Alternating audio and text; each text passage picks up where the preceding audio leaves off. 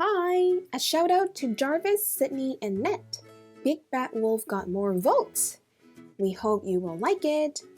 But Riley and Cecilia, don't be disappointed. We will do Ribbit next. Thanks everybody for leaving us a comment on YouTube. Let's read a book called Big Bad Wolf is Good by Simon Puddott and Lynn Chapman. 話你知啊，平時狼仔冇乜朋友同佢玩，好慘㗎佢。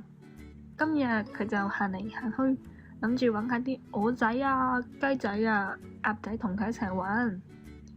但係佢哋覺得自己太好味咧，會俾狼仔食咗，所以就要趕走佢。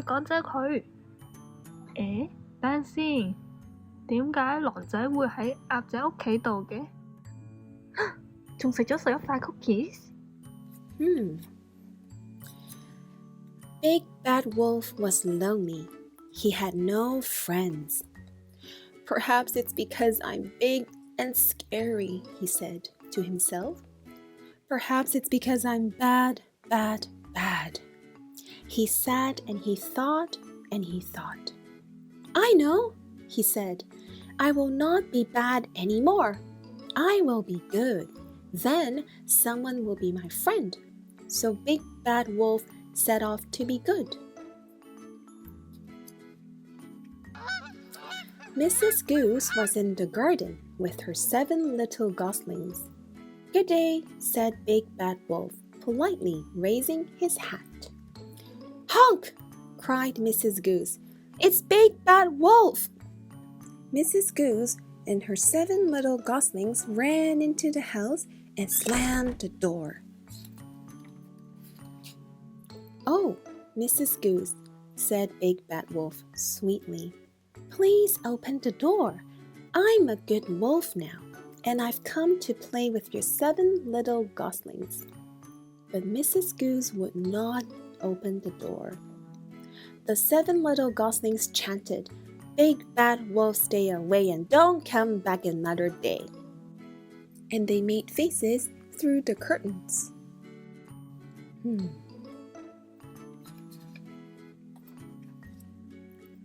Big Bad Wolf felt sad.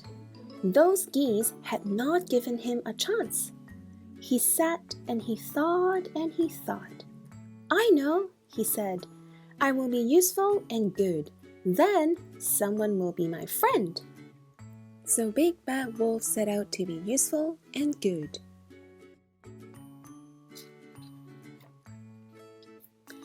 Mrs. Chicken was going out. She was waiting for the babysitter for her 6 little chicks. Where can that babysitter be? She fussed. Ahem, Big Bad Wolf coughed politely. I would be glad to sit with your 6 little chicks. Yikes!squawked Mrs. Chicken. It's Big Bad Wolf! Run, children, run! They ran into the house and slammed the door. Oh, Mrs. Chicken, said Big Bad Wolf sweetly. I'm a good wolf now.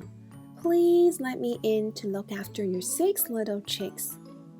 But Mrs. Chicken would not open the door.The 6 little chicks chanted, Big Bad Wolf, stay away and don't come back ever again.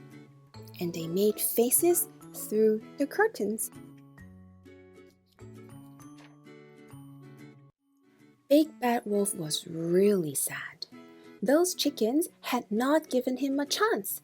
He sat and he thought and he thought and he thought. I know, he said.I will be useful and good, and I will do a noble deed. Then someone will surely be my friend. So Big Bad Wolf set off to be useful and good, and to do a noble deed. Wow, there's actually a mouse and a rabbit. Mrs. Duck stood on her doorstep calling, Where are you, number 5? Good evening, Mrs. Duck, said Big Bad Wolf, bowing politely. What seems to be the trouble? May I be of some assistance? Mrs. Duck flew into a rage. "Quack!" she cried. "It's Big Bad Wolf, and he's eaten poor little number 5. She rushed inside and slammed the door. Big Bad Wolf was upset. He banged and banged at Mrs. Duck's door. "Let me in," he howled. "I haven't eaten anybody." But Mrs. Duck would not open the door. The little ducklings 1 to 4 sang, "Big Bad Wolf, stay away and don't come back because you've eaten number 5. And they made sad faces at him through the curtains. Wow. "Eaten number 5 indeed," shouted Big Bad Wolf. "I'll show them. I won't be good. I'll be bad, bad, bad." Big Bad Wolf was stamping through the woods in a terrible temper when he heard a small, sad voice. "Quack, I'm lost," said the voice. Big Bad Wolf stepped out from behind a tree. "Quack!" cried number 5. "Quack, quack, help! It's Big Bad Wolf and he's going to eat me!" Big Bad Wolf's feelings were horribly hurt. "If you don't stop being silly this minute," he roared, "I will eat you, so there."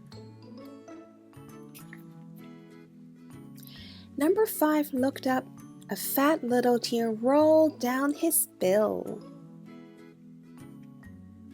"I want my mommy," he said.